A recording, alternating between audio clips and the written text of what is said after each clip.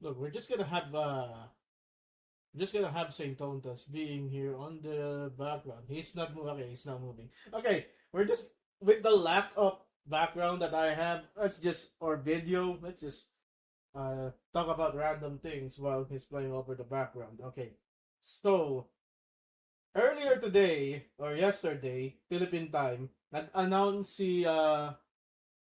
si Coco Martin sa TV Patrol. It was two announcements.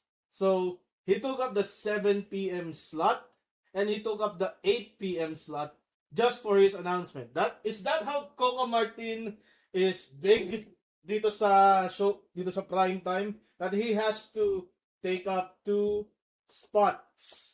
Okay? He has to take up two spots in TV Patrol para sa kanyang announcement. Well, anyway, let's talk about it. So, huling 3 linggo na ng Batang Quiapo. Yeah. It's amazing. It actually happened na hindi niya lalampasan ang ginawa sa probinsyano, and Coco Martin is self-aware on the situation that yeah, this won't be as big as Provinciano. Provinciano aired for 7 years dito sa Pilipinas. He is not that really savvy or parang confident that he could go on for another 7 years with the current story of Batang of Tanggol sa Batang Quiapo. Kaya, yeah, he decides to end it. Huling 3 linggo. It was very abrupt, to be honest. But considering the fact that half of the cast and there are no other new people being brought in sa Batang Quiapo, 'di ba?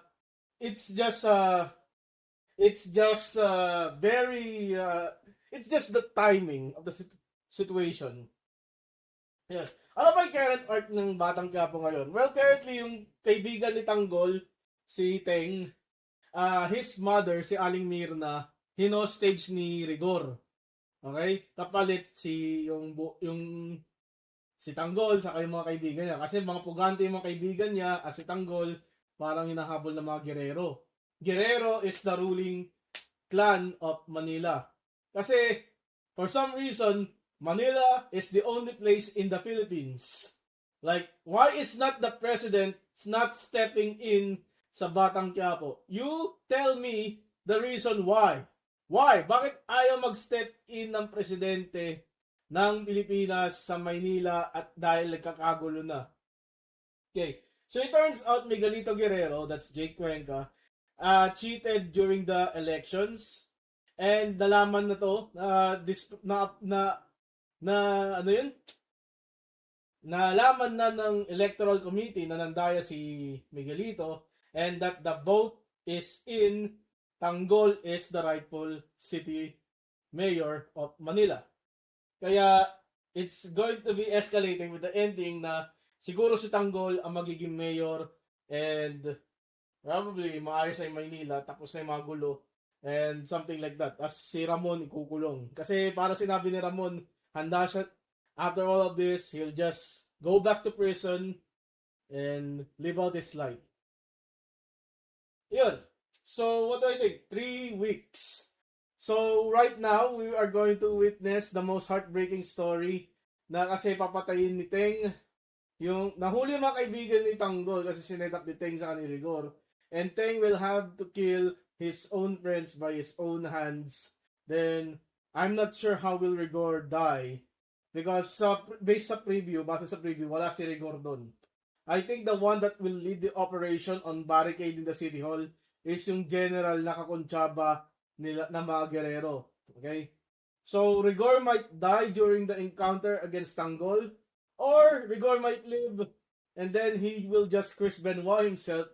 He will tie a noose on his neck, tapos magpapakamatay. He will unalive himself by hanging. Yun ang sabi ng kaibigan ko eh. So, pretty much, yun. That's gonna be Batang Quiapo. That's gonna be the story of the Batang Quiapo finale. I will review the last episode of the Batang Quiapo finale, just like what I did to Provinciano. Ayan.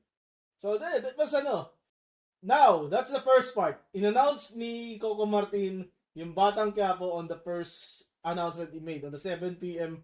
slot ng TV Patrol. What was the second announcement? Immediately following Batang Quiapo, okay, it will be a new show. Okay? A new show, pangalan Sigabo. And yung aking pag-iisip dito, okay? Yung pag-iisip dito, what is Sigabo? Well, Sigabo, pag tingnan mo yung translation niya, it's sigab. Listen or disturb. Outburst. Fervor. Yun yung meaning ng Sigabo. And my dumb ass just thought of it as, sino si Gabo? Yun yung pangalan ng bida ng pilit ng bagong teleserye ni Coco Martin. So, with regards to that, ayun. Magiging katambal ni Coco Martin dito si Julia Montes. Yung babae na allegedly groom niya. Okay, allegedly. I'm not saying he groomed her. I'm just saying allegedly. Ayaw nyo kasuhan. Don't sue me for defamation. I'm just saying what I've read. Okay? That's just what I've read. Okay. Shut up, Saint Tontas. Okay.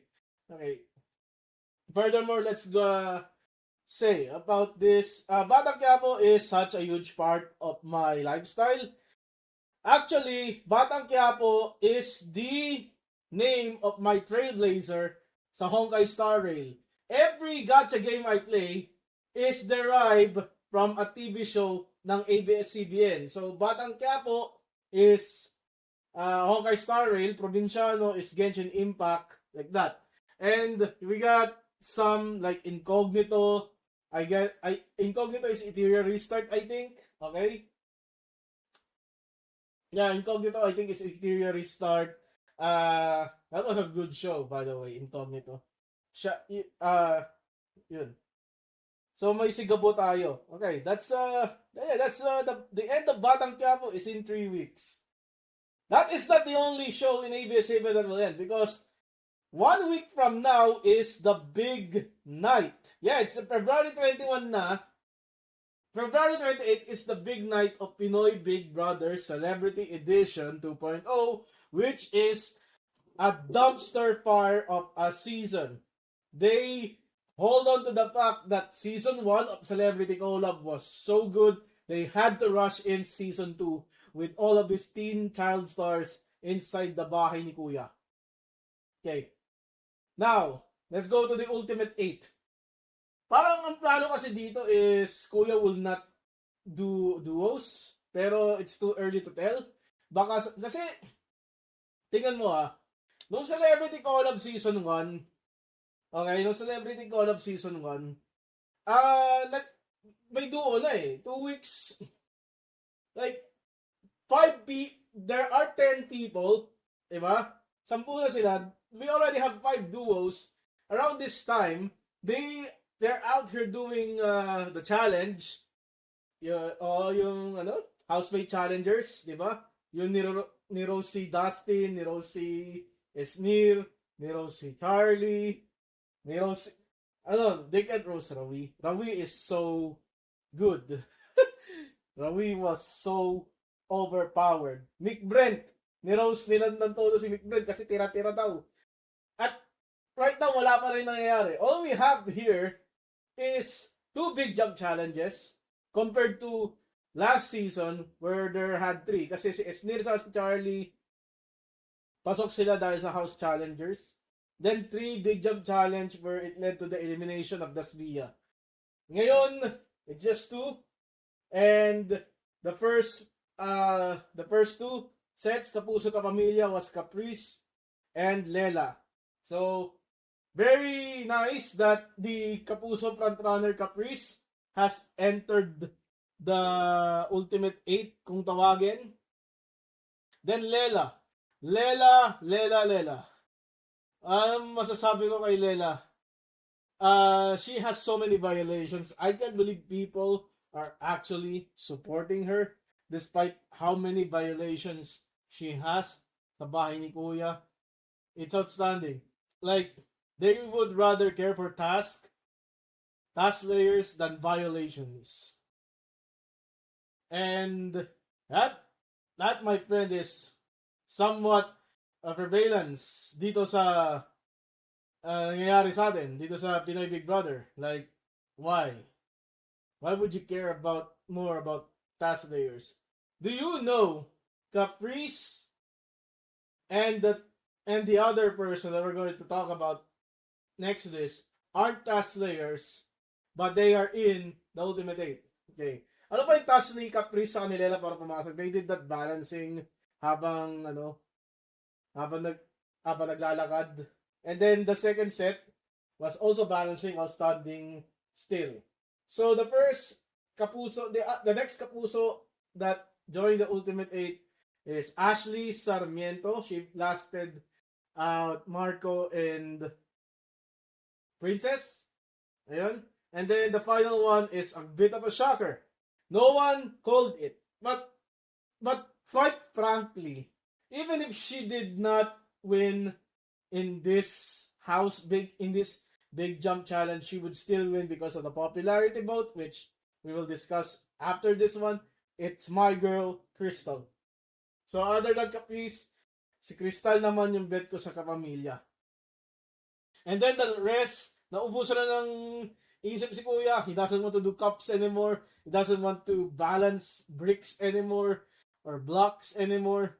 So the next set of the Ultimate 8, Kapuso Kaman in 2 sets, are going to be determined through house voting. And here are the tally as of February 25 p.m. So later tonight, we will have our Ultimate 8, the complete set. Okay? The complete set. Sa Kapuso, nauuna si B, 41%, si A, 37.3%, C is 29.69%. I am beginning to incline that B is Heat. Kasi lagi siya nauuna sa Kapuso eh. And then A is Princess. Sadly, C is Marco with 21.61. So we're gonna see Princess here and Heat. I'm more inclined kasi kay Princess because nagbagsak na yung fandom niya. And she had screen time yun sa Kettlebell challenge. So yeah, I would want to talk about the sacrifice. Okay. And then the Kapamilya challengers, D 57.08%. I on the assumption this is Joaquin. E is 20%. I am in the assumption this is Miguel. And F is Carmel. Why do I think Miguel is E and F is Carmel? Because previously, si Miguel yung naglilid. Okay, previously, Miguel letter E is leading over F. So what I'm thinking is F's fandom literally dropped some cash over the course of 24 hours, giving contestant F a 2.92% advantage over E. Kaya, yun yung nakita ko. But I think E would clutch it. It's really going to be down the wire between E and F, which I think is Miguel and Carmel. For me, it should have been Miguel. His sacrifice was so... he took 2 sacrifice. He did 400 laps, tapos ginawa pa niya yung sa baso ng tubig, yung sasalot siya sa pool. Okay? Like, what the hell, man? What the hell, kuya? And then there's, yung kay Princess, mahirap din kasi bumuhat siya ng kettlebell. Like, for 1 day, 2 hours, siya nagbuhat ng kettlebell. 10 pounds. 10 pounds. Diba? Just to give the Ultimate 8 the chance to have food. Yeah, so basically, if you enter the Ultimate 8 early, you are punished for not having food, and the remaining contestants, remaining housemates, will have to do a sacrifice challenge to give you food, water, and basic necessities. Good job, kuya. Good job on treating them like animals. Okay, so ano pa? What else? Carmel has the balancing, so kailangan niyang tumayo with 1 foot for like 4 hours, I think, which is okay, it's fine. And then Heat, I think, at the easiest, Kailangan niya paypayan. Kailangan niya paypayan yung apat na babae whole day. That's the easiest thing if you're telling me. Yeah, that's the easiest. And then, Marco, siya yung nag-replace nung because the ultimate 8 contestants, yung apat na babae, Crystal, Caprice, Lela, Ashley, they could not step down the podium, so they have to move the podium around. Tulungan yung matitirang housemates. Pero Marco's sacrifice is let the other housemates rest. Siya na lang yung mag-aayos ng podium para maging stepping stone nung mga nasa ultimate 8. So that was his sacrifice challenge. And then we got Joaquin who doesn't have any airtime. Yeah, I guess his sacrifice challenge was his own airtime. Kuya, I want to sacrifice my airtime so that other contestants will have their airtime. Yeah, that's it is what it is. So, I'm seeing here, I hope Miguel, kasi ang tagal ko na gustong tanggalin ni Carmel. Like, yeah. And I want to see a representation of what lies beneath. Na the next show that we're going to talk about after this. Kasi si Miguel, si Ryan, yung batang Ryan dun sa palabas. Crystal is the young Erica. Yeah, so we're going to see Ultimate 8, the apat na kapuso na gusto ko makita, Princess, Heat, Caprice, Ashley. Then sa kapamilya is Crystal, Lela, Joaquin, and then Miguel. And then if there are going to be duos, it's going to be Hegel. Okay? I think Joaquin won't have the chance to first pick Caprice given he is far late into the game. So if I'm Caprice, ang pipiliin kong partner niya is Crystal. Because Ashley and Lela are in the same circle. So they could team up. Okay? So Ash, Lela, Caprice, and Crystal, that's gonna be a big winner. That's gonna be a big. And then Joaquin, Princess, because bleh. But well, I don't know. I'm just predicting, okay? Di ko alam. It's up to them. Hindi ako. It's up to them. It's up to them. Okay. So the next show that we're going to talk about is What Lies Beneath. So the show is ending March 3. Okay? March 6. But the show will end March 3 sa Netflix timeline. And it will end March 6 sa Kapamilya timeline. Okay. So what are we looking at for What Lies Beneath? Okay, ito. Sinong pumatay kay Luisa? Okay? But that's not the only arc they need to resolve. They have to resolve Uncle Edward's arc kasi siya yung nandukot kay Alice. It's confirmed, nasa kanya yung clip ni Alice. Okay? Nasa kanya. So we have to deal with Uncle Edward, Epstein, Diddy, Drake. Yeah. Psst. I see dead people. They not like us. They not like us. Hey, Edward, I heard you like them young. Diba? Yeah. You know, you get what I'm saying. Ayun. We have to resolve that one. We have to resolve the dumpster fire that Anton did kasi nagkalat siya ng scandal ni Mel in the latest episode. Okay? Which is not a scandal ni Mel. It's more like someone else's sex scandal, sex tape, and then pina-deep fake ni Anton yung mukha ni Mel dun sa skandalo na yun. So we have to resolve that. Di ko alam kung itutuloy yung court scene. I think itutuloy kasi merong leaks na may monologue si Kyla Estrada, si Erica. Yung karakter niya si Erica na nag-monologue siya sa korte, which is very hard to do kasi you're a lawyer. And monologuing as a lawyer, you have to have that aura, that presence. So, I'm not sure if that will be scrapped kasi sa base sa preview, binugbog ni Lucas si Anton. So, if Anton survived that beat up, okay, that would be detrimental to the case. Diba? Then you also have to resolve Edong. So within, let's see, within 9 episodes, because it already aired kanina sa Netflix, within 9 episodes, everything has to be resolved. Every arc has to be resolved. Okay? So, what will it be? My thoughts on who is the killer, the real killer ni Luisa, they're saying Lucas. It could be possible. Kasi ang title ng What Lies Beneath, di ba, yung simula ng, let me just, I hope I can't, I hope I can't, I can see it on Reddit. Kaya lang Let's be quite frankly here. Okay. I need to find posts on Reddit. What lies beneath? Ooh.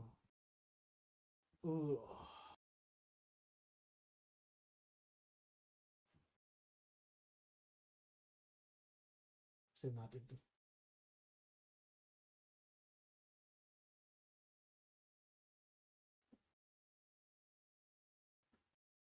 Okay. Saan yun? What lies me to run 4 more weeks? What? What? What? 4 more weeks? What? Teka, ito yung sinasabi ko. We are here at Netflix. Kasi ang magiging dito, we're already at episode 19, Raw. O yan. If you look here, sa first letter sila, Trace and Truth, Half Revealed, Exiled Souls, Knowing the Game, Imminent Plotlines, Labor to Fear, Light on the Monsters, Evil and Mass, Rated Raw, Killer. So, what is likely going to be here, 92, 93 is 94, 95, 96, 97, 98 is among 99, 100 us. The killer is among us. Or they just straight out reveal the killer. But if the post on Reddit is true, na may 4 weeks pa ang What Lies Beneath, maybe di siya magtatapos. But I'm still leaning bias on the Netflix timeline para dyan. So, we will see what is the direction of What Lies Beneath. Pero masasabi ko dyan, quite frankly, ang pumatay kay Luisa, ang pinakamalakas na suspecha ko ay si Christina. She is the less sus of them all. And she can actually move. And Uncle Edward is actually open on telling his pedophile actions to her. So maybe it's a family of criminals. Or pamilyadong kriminal. Si Edward at si Christina. Christina, yeah, di ba? Daming red herring sino pumatay kay Luisa. Or, they could do the yung walang himala na ruta na hindi na talaga i-reveal sino pumatay kay Luisa. Implying that anyone could kill Luisa. Kahit walang connection kina Mel, walang connection kay Alice, walang connection kay Erica. Diba? So, yeah, they have 9 episodes at the least to wrap it all up. Okay. And then lastly, itaas ang kamay, iwagayway, sa pagdating ng kasagutan, sa pulang langit, tayo sumiklab, matira matibay, bawal mga pasaway, kahit di na aming gumaya sa pulang langit, makikita ang lakas. Roha. Roha is a stupid ass show. First arc, you're in this island, you get hostage taking. Second arc, nirescue na kayo, sa hospital kayo nagpapagaling, you get hostage taking. Let's do it again. But we got familial ties, sino tatay ni Kyle, si Magnus ba, si Homer, si Bishop Anthony for some reason, I don't know. Pero, yeah, I fall out of love sa Roja. So I don't really care what would happen there. Because half of the show is just Donnie Pangilinan showing his abs. Seriously. Half of the show is Donnie Pangilinan showing his abs.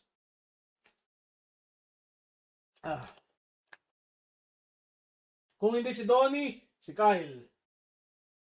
And then Kai Montinola is there just being a flirt. She is like Kaide when she broke up with Tense. She need that hoe face. Diba? Hoe face. Yeah. So I don't really care what happened on Roja. I think the ending is just Joel Torre gonna die. Ayun. Wendy. Si Greta kasi yung mastermind. So Wendy will have her revenge against Greta. Greta will go to jail. And then Liam and Olsen will kiss. Very, very tiring. I know. We got like 4 shows ending in 3 weeks. Ang papalit is si Gabo. Maybe Hotel 88. I'm not sure if Hotel 88 coming? Hotel 88.